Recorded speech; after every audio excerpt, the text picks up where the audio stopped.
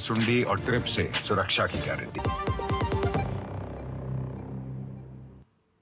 स्वागत है ब्रेक के बाद। आप देख रहे हैं इस वक्त, और अब हम बात करने वाले हैं कि राहुल गांधी जम्मू कश्मीर चुनावी दौरे पर हैं तो क्या क्या वहां बोलेंगे, क्या क्या छुपा लेंगे। कश्मीर में कांग्रेस का चुनावी एजेंडा क्या है। जम्मू कश्मीर के असेंबली चुनाव की पहली रैली में कांग्रेस के नेता और LOP जो कि केंद्र में है, राहुल गांधी ने कहा कि आपका राज्य ही नहीं छीना गया, आपके अधिकार और आपकी संपत्ति भी छीन ली गई। उन्होंने कहा, हमने राजाओं को हटाकर लोकतांत्रिक सरकार बनाई, देश को संविधान दिया। आज जम्मू कश्मीर में राजा बैठा है जिसका नाम LG है। रामबन की रैली में राहुल गांधी ने कहा, हमारा काम मोहब्बत फैलाना है, जबकि बीजेपी और RSS नफरत और हिंसा फैला रहे हैं। नरेंद्र मोदी के कॉन्फिडेंस को हमने झुका दिया है। जाहिर है कि राहुल गांधी नेशनल कॉन्फ्रेंस की पार्टी लाइन को ही लोगों के बीच उठा रहे हैं। नेशनल कॉन्फ्रेंस अपने मैनिफेस्टो में खुलकर आर्टिकल 370 और 35A की वापसी की बात करती है। राहुल गांधी उसी बात को लोगों के अधिकार छीने जाने का भ्रम फैला रहे हैं, ये बात जोड़ करके।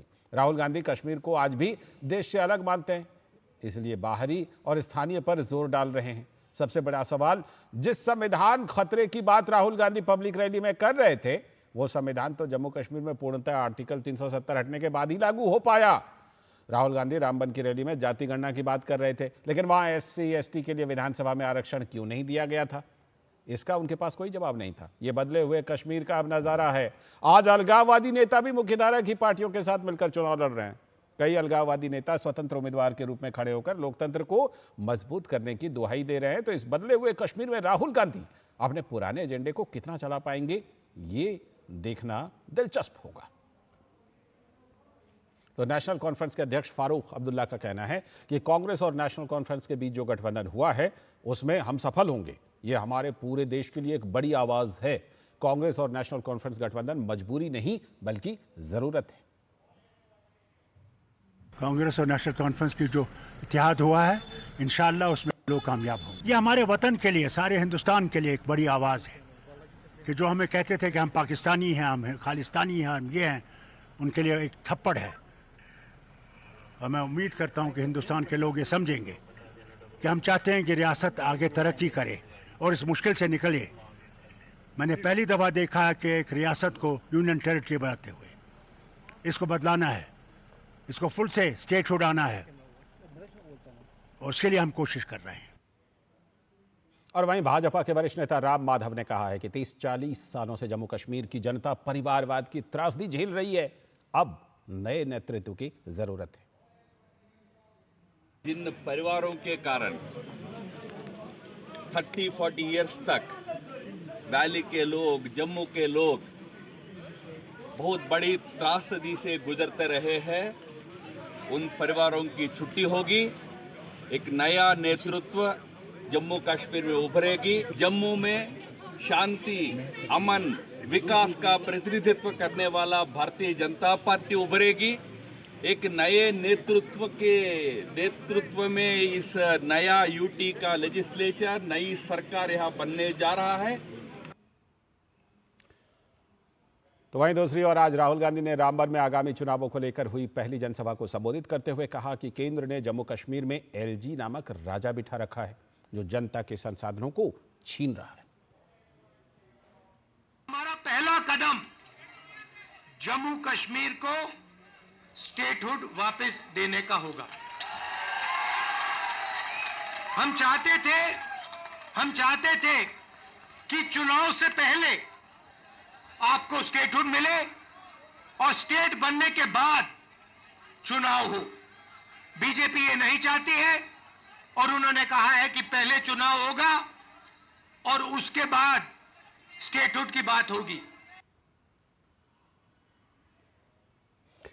तो इस पर बात करने के लिए हमारे साथ ग्राउंड जीरो से हमारे संवाददाता ऋषि कुमार जुड़ रहे हैं और साथ में स्टूडियो में हमारे सलाहकार संपादक विनोद मिश्र जी भी हमारे साथ बने हुए हैं। उनके पास भी आऊंगा, लेकिन पहले ऋषि आपके पास। ऋषि, तमाम तरह की बातें हमने सुनी, राहुल गांधी की रामबन की रैली की, लेकिन कहीं पर उन सब चीज़ों का जिक्र नहीं सुना। संविधान खतरे में, आरक्षण खतरे में, धारा 370 की वापसी, 35A की वापसी, ये सब का इंतजार अभी हम लोगों को रह ही गया कि वो उस पर कुछ बोलते।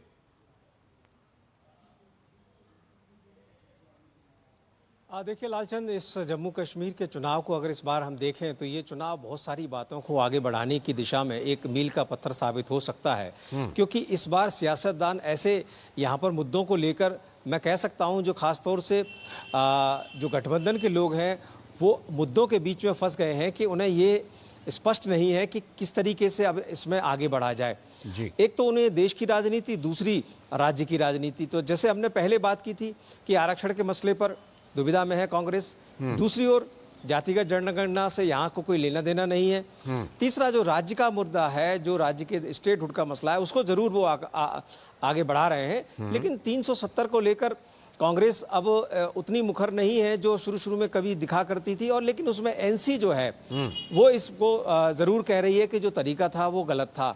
तो कुल मिलाकर सिर्फ एनसी ही है जो 370 और पीडीपी वो इसको लेकर बात कर रहे हैं। तो कांग्रेस इसमें अभी अपने लुका छुपी के खेल में है कि वो चाहती है कि इस पर कोई खुलकर बात ना हो तो ज्यादा बेहतर है।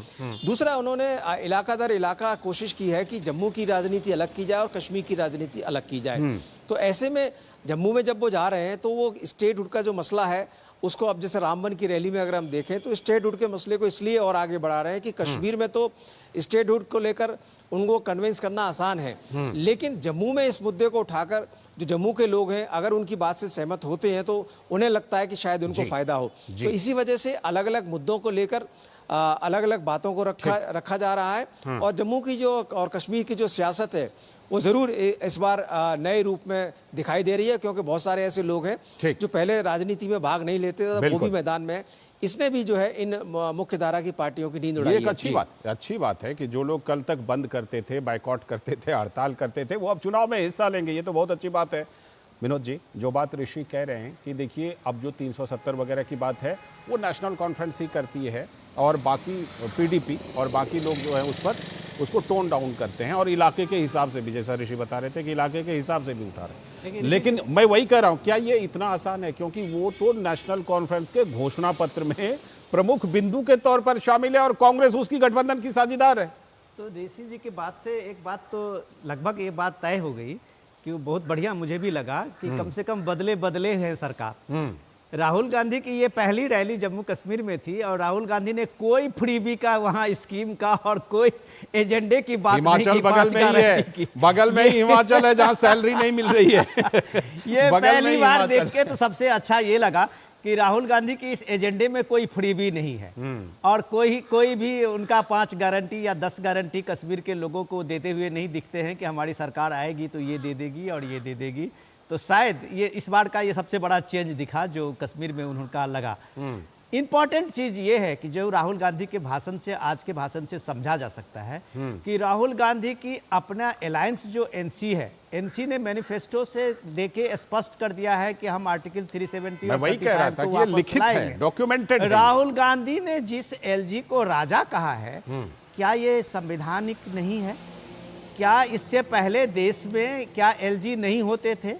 क्या इस देश में गवर्नर नहीं होते थे या होते रहे हैं? बिल्कुल। तो राहुल गांधी एक तरह से भ्रम फैलाते हुए संवैधानिक पदों का अपमान कर रहे हैं। राहुल गांधी सीधे एलजी को राजा बता करके और यह बता करके कि यहाँ के लोगों के संपत्ति को लूटा जा रहा है, वो लोगों के बीच में भ्रम फैला रहे हैं। वो भारत से जो कश्मीर की नजदीकियां इतने वर्षों के बाद बढ़ी है, आर्टिकल 370 हटने के बाद उस दूरी को बढ़ा रहे हैं, जाने या अनजाने। मैं नहीं ये कहता कि वो जानबूझ के कर रहे हैं, जाने अनजाने में उन्होंने एलजी को राजा कह के और लोगों को, देश के बाकी लोगों को बाहरी कह के उन्होंने एक संवैधानिक संकट वहां डालने की कोशिश की है। ठीक है। राजनीतिक नेताओं को वोट लेने का हक है, अपने अपने चुनावी एजेंडे को लोगों के सामने में रखने का हक है, लेकिन अगर वो देश के साथ नाइंसाफी करते हैं, जब संवैधानिक पद पे बैठे हुए एलजी को राजा कहते हैं और बाकी देश के लोग जो वहां काम कर रहे हैं, बाकी देश के लोग जो वहां की प्रोग्रेस में आगे बढ़ा रहे हैं कश्मीर को,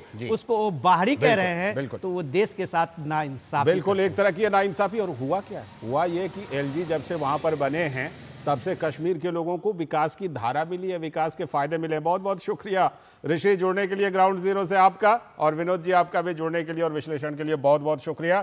तो आज के इस वक्त में फिलहाल इतना ही। पूरी टीम को दीजिए अनुमति। लेकिन कल फिर इसी वक्त हम ये खास प्रोग्राम लेकर आएंगे। इस वक्त इस बीच डीडी न्यूज पर खबरों और कार्यक्रमों का सिलसिला लगातार जारी है। नमस्कार।